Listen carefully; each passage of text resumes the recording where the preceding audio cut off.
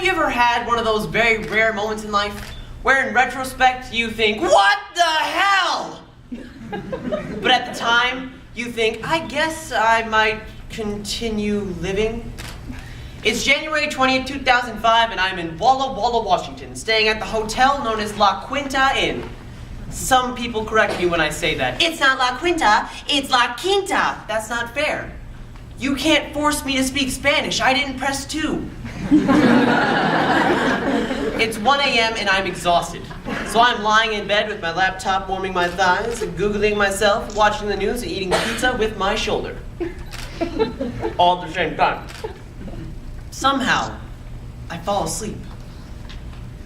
I have this dream that there is a guided missile headed toward my room. And all these military personnel are standing in it. So I jump out of bed. What's the plan? The missile coordinates are set specifically on you, sir! Lovely. This wasn't the first time I had walked in my sleep. Let me start from the beginning.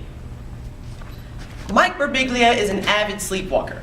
And though it makes for some pretty hilarious stories, it's gotten him into a whole new world of trouble. Sleepwalk with Me by Mike Birbiglia. It's the summer of 1998. I am secretly living with my girlfriend Abby and secretly working at a comedy club. Shh. I start having this reoccurring dream of a hovering jackal. A jackal in our bedroom. Every time I would have this dream, I would jump out of bed. Watcha! Abby! Psst. Abby!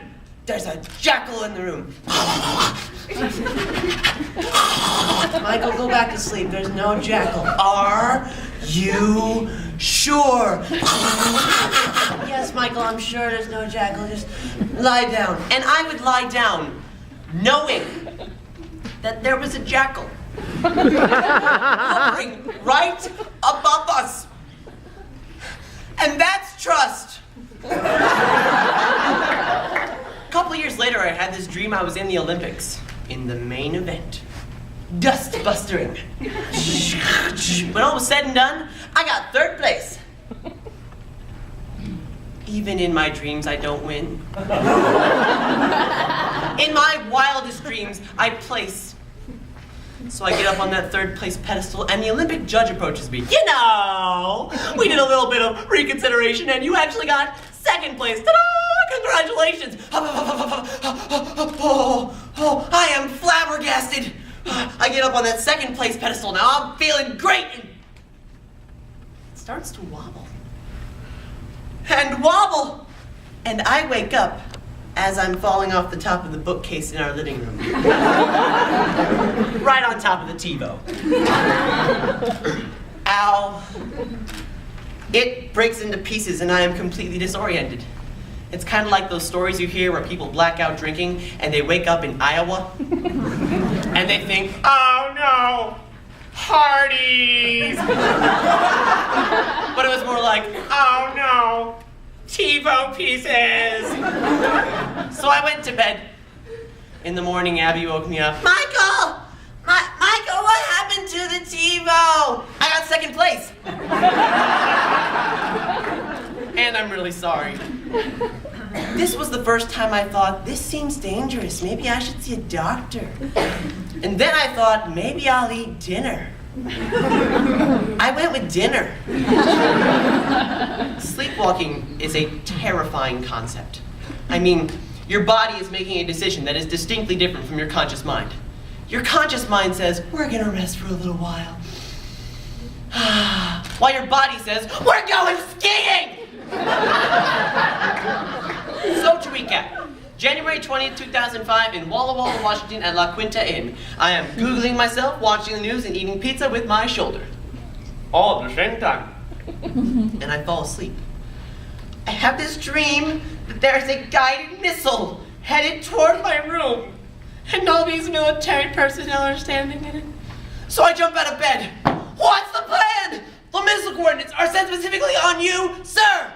And I decide, in my dream and as it turns out in real life, to jump out the window. There are 2 very important details here. Number 1, The window was closed.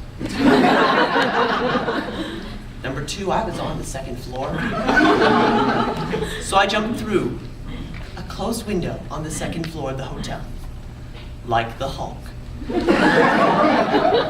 Yeah, the Hulk. I jump out the window, fall 2 stories, and then land on the front lawn of the hotel. Then get up and keep going. As I am running, I slowly realize that I am on the front lawn of La Quinta Inn in Walla Walla, Washington. In my underwear. Bleeding. And I think, oh no. But at the time, I thought maybe I'll go to the front desk and explain what happened. It's 3 a.m. I'm standing at the front desk in my underwear, bleeding. The phones are going off the hook from people staying at the hotel who just saw the guy jump out the window. And I say, hello. Because you gotta start somewhere. I'm staying at the hotel and I had an incident. I need to go to a hospital. I'll never forget the guy's reaction. All right, that is the best possible reaction I can receive at this juncture. So I drove myself. I didn't see any other options. I wasn't gonna knock on people's doors and be like, did you hear that guy screaming? That was me. Can I have a ride? So I drove myself, like that scene in Reservoir Dogs. I was bleeding, I was shouting, and I had to explain what happened 3 times to the nurse, the receptionist, and the doctor. I'm the Hulk. I'm the Hulk. I am the Hulk. No, you're Bruce Banner. Thank you. Point taken, nerd. I'm lying in a hospital bed, and I could see glass shards coming out of my leg. It was the most pain I'd ever felt. It was the physical pain of glass shards coming out of my leg, combined with the emotional pain of how did I get to a point where there's glass shards coming out of my leg? I was cold, I was shivering. Excuse me, is there a doctor? Because this is kind of an emergency. I know you guys are busy and all right now, but I'd put my emergency head to head with anyone else's. Eventually, the doctor came in. You know, Sean, that glass was very close to your femoral artery. If it were to cut it, you would have bled to death. You should be dead. No, you should! I zinged him. Because I'm a comedian. He put 32 stitches in my leg. Then I drove back to the hotel and got myself a new room. I felt like the old one had a stigma. And maybe a slight draft. A couple days later, I flew back to New York. So that's the story, but there's one tiny little detail. I went and told my dad. He's a doctor. When I told him, he kind of had one of his moments. Oh, dear God. But how did you... Oh, dear God. Like the Hulk? Yeah, the Hulk. Oh, dear God. Look, son, you're gonna have to deal with this. You're gonna have to take some time off the road, learn to relax, but whatever you do, do not tell anyone. Oops.